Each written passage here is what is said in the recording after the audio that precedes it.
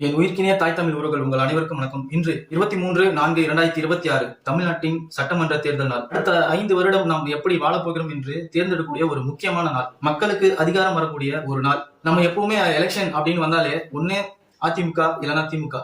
அதிமுக ஆட்சி சரியில்லை அப்படின்னா திமுக ஆட்சியிலையும், திமுக ஆட்சி சரியில்லை அப்படின்னா அதிமுக ஆட்சியிலும் அப்படி மாறி மாறி நம்ம வாக்களிச்சுதான் இத்தனை வருடங்களா நம்ம நம்மை ஆளுகிறவர்களை தேர்ந்துகிட்டு இருக்கோம்.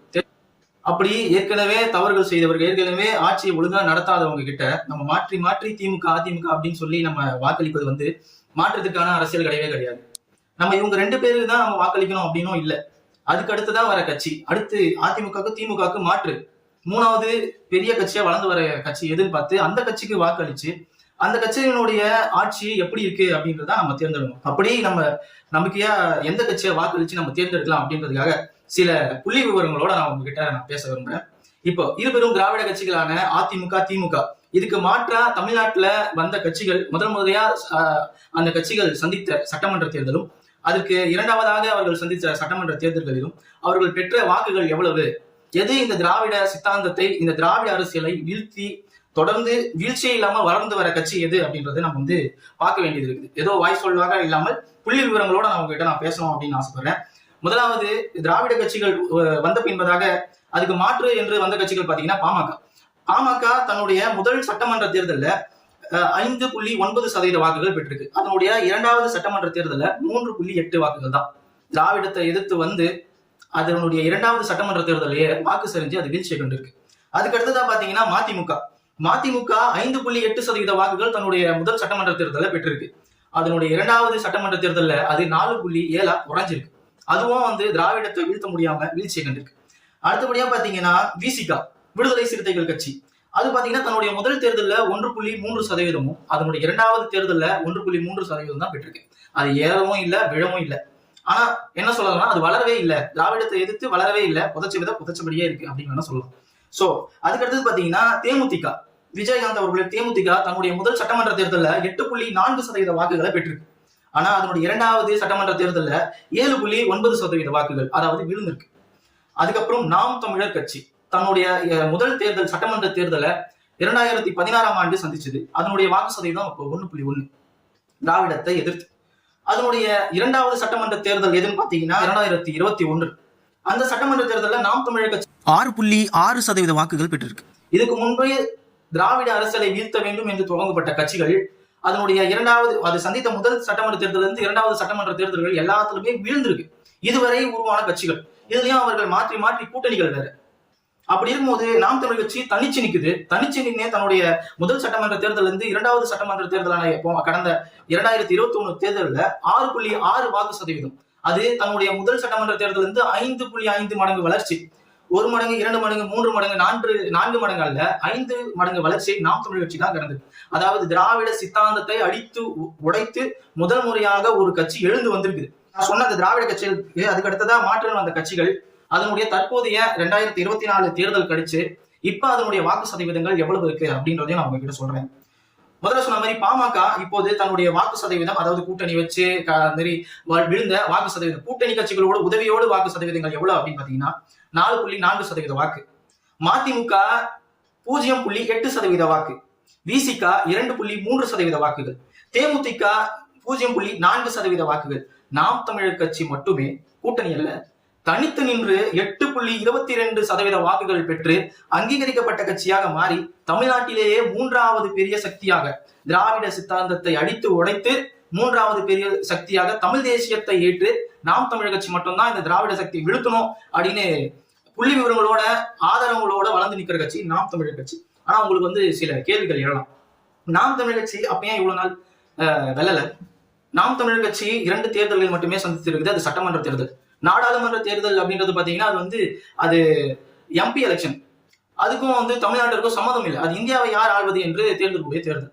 தமிழ்நாட்டை யார் ஆள்வது என்று தேர்ந்தெடுக்கக்கூடிய தேர்தல் சட்டமன்ற தேர்தல் தான். நாம் தமிழர் கட்சி 2 சட்டமன்ற தேர்தல்கள் தான் சந்திச்சிருக்கு.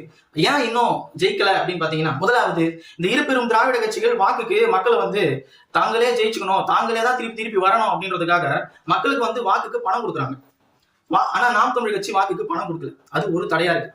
மக்கள் வாக்குக்கு காசுக்கு பின்னாடி போறதுனால, காசு வாங்கிட்டு வாக்கு செலுத்துறதுனால இன்னொரு மூன்றாவது ஒரு கட்சியா ஒரு மாற்றத்தை தமிழ்நாடு காண முடியாம அது ஒரு தடையா இருக்கு.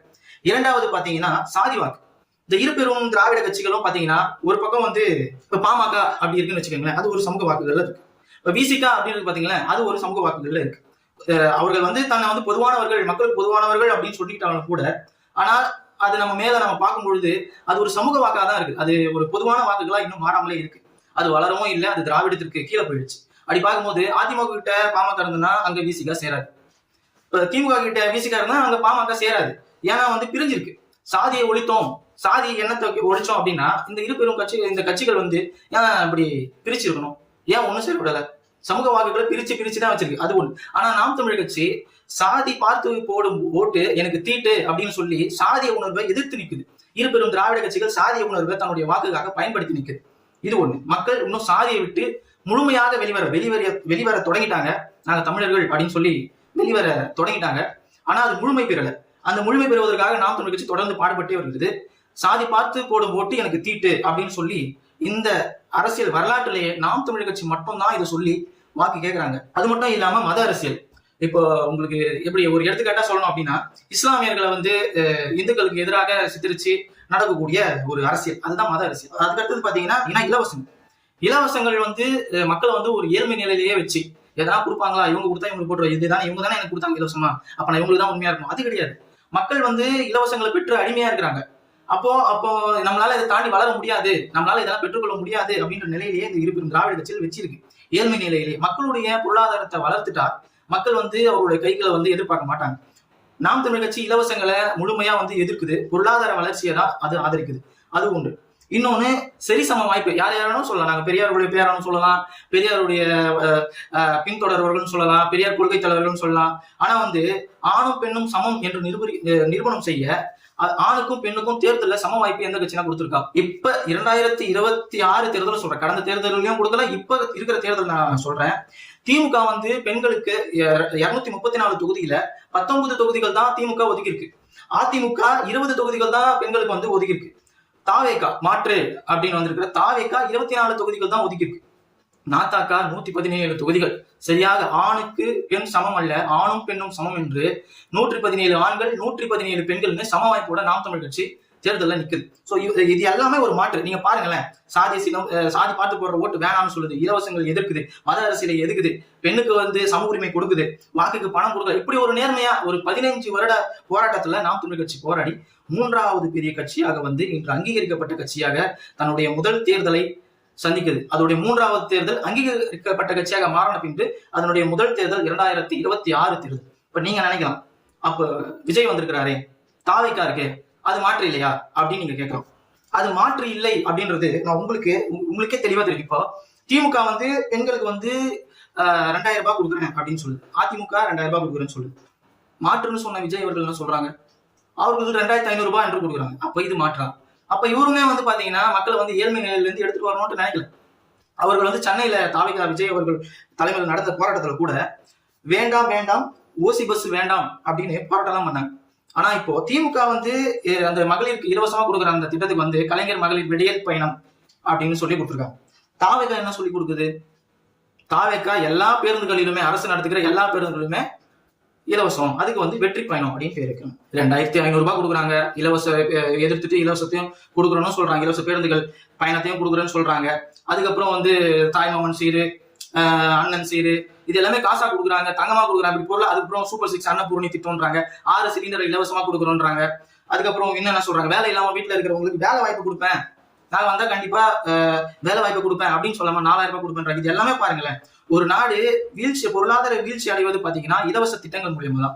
அப்போ இவங்க இலவச திட்டங்களையே வந்து வாக்குறுதியா வந்து புதுசா வந்து இருக்கிற விஜய் அவர்கள் கூட இலவசங்கள் வாக்குறுதிகள் தான் கொடுக்குறாரு. அப்ப இது எப்படி திராவிடத்துல இருந்து எப்படி இது மாற்றாகும்? இது எப்படி ஒரு மாற்று அரசியல் ஆகும்? நாம் தமிழர் கட்சி அப்படி அல்ல. நாங்க வந்து வீட்டுல வேலை இல்லாம இருக்கிற ஆண்களுக்கு வந்து 4000 ரூபாய் கொடுக்குறோம் அப்படின்னு நாங்க சொல்லல. நிலமலம் சார்ந்த தொழிற்சாலைகளை உருவாக்கி அதுல நாங்க வேலை வாய்ப்பு கொடுக்குறோம். அரசு வேலை நாம் தமிழர் கட்சி கொடுக்குறோம். அப்ப வீட்டுல ஒருத்தருக்கு அரசு வேலை இருந்தா போதுமே. அது மட்டும் இல்லாம உயர்தர மருத்துவம், ஆரம்ப சுகாதாரத்துல இருந்து உயர் நவீன அறுவை சிகிச்சை மருத்துவம் வரையும் பாத்தீங்கன்னா நாம் தமிழ் கட்சி அரசே இலவசமா கொடுக்குறேன்னு சொல்லுது. அது மட்டும் இல்லாம படிக்கிற பசங்களுக்கு சின்ன தொடக்க ஆரம்ப பள்ளியிலிருந்து உயர்தர கல்வி வரையுமே வந்து இலவசமா கொடுக்குறேன்னு சொல்றாங்க. அது மட்டும் இல்லாம தண்ணீர் இலவசமா கொடுக்குறேன்றாங்க. வேற என்ன நமக்கு செலவுகள் இருக்கு? மின்சார செலவுகள் இருக்கு. மின்சாரத்தை நம்ம எப்படி மாற்று நாம் தமிழ் கட்சி சொல்லுது அப்படின்னு பாத்தீங்கன்னா, இப்ப இருக்கிறவங்க அனல் மின் நிலைய மின்சாரத்தை நம்பி இருக்கிறாங்க. அது நம்ம நிலத்துக்கும் நம்ம மக்களுக்கும் ஒரு பெரும் கேடு. அது வெடிச்சதுன்னா லட்சக்கணக்கான பேர் சாவாங்க. நாம் தமிழ் கட்சி இந்த திராவிடங்க வச்சிருக்க இந்த அனல் மின் நிலையத்தை தகர்த்துட்டு நாம் தமிழ் கட்சி சூரிய ஒளியின் மூலமாகவும் காற்றாலை மூலியமாகவும் கடல் அலைகள் மூலியமாகவும் இப்படி மாற்று திட்டங்களை கொண்டு வந்து அதன் மூலியமா நாங்க மின்சாரத்தை பெருக்குவோம் அப்படின்னு சொல்றாங்க. அது மட்டும் இல்ல, அதனால அப்படி உருவாக்குறதுனால மின்சார தேவைகள் நம்ம இயற்கையாவே பெற்றுக்கொள்றதுனால நமக்கு மின்சார கட்டணம் குறைய போகுது. அது மட்டும் இல்லாம இப்ப கேஸ், இப்ப விஜய் சொல்லியிருக்காரு இல்லையா, அன்னபூர்ணி சூப்பர் 6 திட்டம் 6 சிலிண்டர்களை இலவசமா எப்படி கொடுக்க முடியும்? இப்ப சிலிண்டருடைய விலையை பாத்தீங்கன்னா 1000 ரூபாய்க்கு கடந்து போயிட்டு இருக்கு, 1000 ரூபாய்க்கு நெருங்கிடுச்சு. அப்படி இருக்கும்போது ஒரு குடும்பத்துலயும் அப்படி ஒரு 6000 நீங்க கணக்கு வச்சுக்கோங்க ஒரு வருடத்திற்கு. அப்ப எத்தனை லட்சம் குடும்பங்கள் இருக்குது? அப்ப அதுக்கான செலவுகள் என்ன? நாம் தமிழ் கட்சி இதுக்கு மாற்றம் என்ன இருக்கு? இப்ப நமக்கு கேஸ் எப்படி கிடைக்குதுன்னா, ஈரான்ல இருந்து நமக்கு வருது க்ரூட் ஆயில் அப்படின்னு சொல்லுவாங்க. அதுல இருந்து பெட்ரோல் எடுக்கிறாங்க, டீசல் எடுக்கிறாங்க, கெரோசின் எடுக்கிறாங்க. இப்படி எடுக்கும் போது அந்த வேதியியல்ல உருவான ஒரு விஷயம் தான் இந்த கேஸ் அப்படின்றது, எரிவாயு, கச்சா எண்ணெய். அது தீர்ந்து போகிற ஒரு வளம். ஒரு 10-15 வருடங்களுக்கு பிறகு பாத்தீங்கன்னா இந்த பெட்ரோல், இந்த கச்சா எண்ணெயே இருக்காது. அது உருவாக பல மில்லியன் ஆண்டுகள் தேவைப்படும். அப்படி நாம் தமிழ் கட்சி இதுக்கு மாற்று எப்படி சொல்லுது? நீங்க எப்படி பண்ணுவீங்க? நீங்க ஃப்ரீயா கொடுப்பீங்கன்னா நாங்க ஃப்ரீயா கொடுக்க மாட்டோம். அதுக்கு பதிலாக நாங்க மாற்று திட்டங்களை கொண்டு வந்து இப்ப 1000 ரூபாய் இருக்கிற இந்த சிலிண்டரை நாங்க வெறும் 200 ரூபாய்க்கு கொடுக்கும். எப்படி கொடுக்க முடியும் அப்படின்னு பாத்தீங்கன்னா, மாற்று நாங்க என்ன மாற்று வச்சிருக்கோம்னா, இலைத்தலை கழிவுகள், இந்த ஆடு மாடு அதனுடைய கழிவுகள், நம்ம அதிகமா நம்ம உலகத்துல உருவாகி கொண்டே இருக்கிறது எதுன்னு பாத்தீங்கன்னா, கழிவுகள் அதிகமா உருவாக்கிட்டு இருக்கு. அந்த கழிவுகள் இருந்து திடக்கழிவு மையங்கள் அமைச்சு அதன் மூலியமா பயோகேஸ் அப்படின்னு சொல்லுவாங்க, இயற்கை எரிவாயு திட்டங்களுக்கு நம்ம கொண்டு வந்தோம்னா அதன் மூலியமா அரசு மக்களுக்கு தன்னோட எரிபொருள் தேவைகளை பூர்த்தி செய்யுது. இது மாதிரி ஒவ்வொரு விடயங்களுக்கும் நாம் தமிழ் கட்சி தன்னுடைய ஆட்சி வரைவுல இப்ப இருக்கிற இந்த திராவிடர்கள் கட்சிகள் பின்பற்றுகிற இந்த திட்டங்கள் இருந்து மாற்றா இயற்கை சார்ந்த விஷயங்களை, தன் மண்ணுக்கும் மக்களுக்கும் தீங்கு வராத திட்டங்களை, தீங்கு வராத தொழிற்சாலைகளை உருவாக்கி தன்னுடைய மக்களுக்கு வேலை வாய்ப்புகளை கொடுத்து அதன் மூலியமா நாங்க தற்சார்பு பொருளாதாரத்தை வளர்த்து இப்ப இருக்கிற இந்த ஆட்சி முறைகளுக்கு மாற்றா இருக்கும்னு சொல்றாங்க.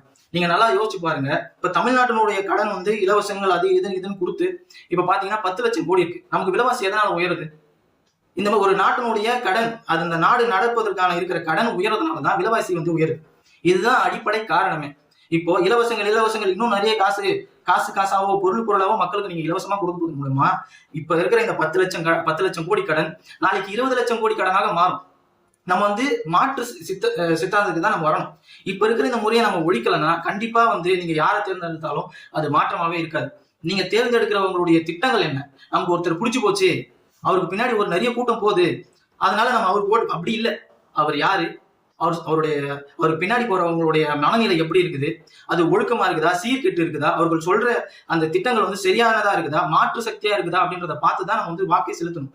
ஏதோ ஒரு கவர்ச்சியினால மதிமயங்கி போய் நம்ம ஒருத்தருக்கு நம்ம தேர்ந்தெடுக்கிறோம்னா அது மாற்றே இல்லை. அப்ப மக்கள் சிந்திச்சு வாக்களிக்க வேண்டிய மிக கட்டாயமான ஒரு மாறுதல் தேவைப்படுது. நம்ம மாறினாதான் நம்ம தமிழ்நாடு மாறும். அதனால நாளை 23/4/2026 தமிழ்நாட்டின் சட்டமன்ற தேர்தலில் மாற்றத்தை தன்னுடைய சொல்லால மட்டும் இல்லாம அதனுடைய திட்டத்தையும் வகுத்து எப்படியான மாற்றங்கள் கொண்டு வருவேன்னு சொல்லி மக்களை மட்டுமே நம்பி தனிச்சு இதுவரை கூட்டணி இல்லாமல், பெண்களுக்கு சம வாய்ப்பு, வாக்குக்கு பணம் கொடுக்காமல், சாதி மத ஓட்டுகள் தீட்டு என்று சொல்லி இலவசங்களை எதிர்த்து தன்னுடைய மண்ணுக்கும் மக்களுக்கும் தீங்கு விளைவிக்காத திட்டங்களை கொண்டு நிற்கின்ற நாம் தமிழர் கட்சிக்கு வாக்களிப்போம். நாளைய தலைமுறைக்கு வாழ்வளிப்போம்.